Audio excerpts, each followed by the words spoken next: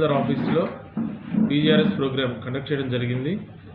ఈ ప్రోగ్రాంలో మొత్తం 4 అర్జీలు వచ్చాయి. 2 సర్వేకి రిలేటెడ్, 2 ఏమో పాస్బుక్ సంబంధించి బోత్ పార్టీస్కి డాక్యుమెంట్స్ ఉన్నాయి వెరిఫై చేసి ఇవ్వమని.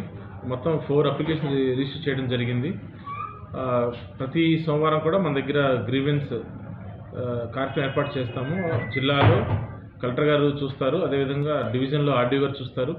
మన తహసీల్దార్ ఆఫీస్లో ఉదయం 10:30 నుంచి మధ్యాహ్నం 2:30 వరకు ప్రోగ్రామ్ జరుగుతుంది. ఈ పీజీఆర్ఎస్ ప్రోగ్రామ్ దీంట్లో విఆర్ఓస్, విఎస్లు, సర్వేయర్ గారు, ఆర్ఐ గారు అందరూ ఇక్కడే ఉంటారు.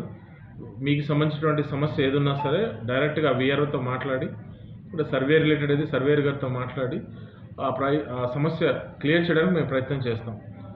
దీనికి సంబంధించి ఏదన్నా ఇద్దరికి బోత్ పార్టీకి సంబంధించి ఏదైనా ఇష్యూ ఉంటే వాళ్ళిద్దరికి కూడా నోటీస్ ఇచ్చి every Saturday revenue court conduct చేయడం జరుగుతుంది. ఆ విధంగా రెవెన్యూ కోర్టులో బోత్ పార్టీస్కి కూడా నోటీసులు ఇచ్చి వాళ్ళ దగ్గర డాక్యుమెంట్స్ వెరిఫై చేసిన తర్వాత దాని మీద ఒక ఆర్డర్ పాస్ చేస్తాం. ఆర్డర్ మీద ఏదైనా అప్పీల్ ఉంటే ఆర్డీఓ గారి దగ్గర, అదేవిధంగా కలెక్టర్ గారి దగ్గర అప్పీల్ చేసుకోవచ్చు. అదేవిధంగా దీనికి సంబంధించి మన పీజీఎస్ ప్రోగ్రాంలో వేరే డిపార్ట్మెంట్లు కూడా ఇక్కడ గ్రీవెన్స్ జరుగుతూ ఉంటుంది. అంటే ఎవరు ఏ డిపార్ట్మెంట్ వాళ్ళు ఆ డిపార్ట్మెంట్కి సంబంధించిన ఆఫీస్లో అటెండ్ అవుతూ ఉంటారు. ఒకవేళ వేరే డిపార్ట్మెంట్కి సంబంధించి మన దగ్గర ఏమైనా అప్లికేషన్ కనుక ఫైల్ అయితే ఆ కన్సర్న్ డిపార్ట్మెంట్కి ఫార్వర్డ్ చేయడం జరుగుతుంది. తర్వాత మనకు దగ్గర వచ్చేసి రెవెన్యూ ఇష్యూస్, ఈ రేషన్ కార్డుకి సంబంధించి కావచ్చు, హౌస్ సైట్కి సంబంధించి కావచ్చు, అదేవిధంగా కొత్తగా ఇళ్ల స్థలాలు కావాలంటే పెట్టుకోవచ్చు ఇప్పుడు మన దగ్గర.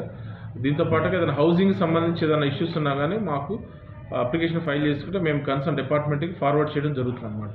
కాబట్టి ఈ పీజీఆర్ఎస్ ప్రోగ్రాము ప్రతి సోమవారం డైరెక్ట్గా తహసీల్దార్ని కలిసి, మీరు మళ్ళీ కలెక్టరేట్ దాకా వెళ్ళి లేదంటే గురజాల వెళ్ళి అక్కడ కలిసినా మళ్ళీ మాకు ఫార్వర్డ్ అవుతుంది.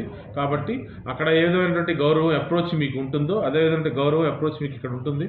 కాబట్టి ఈ అవకాశం అందరూ కూడా సద్వినియోగపరచుకొని మీ సమస్య రిజాల్వ్ చేయడానికి మేము ఎప్పుడు కూడా అందుబాటులో ఉంటాం. కాబట్టి ఈ అవకాశం సద్వినియోగపరచుకోవాల్సిందిగా కోరుచున్నాను.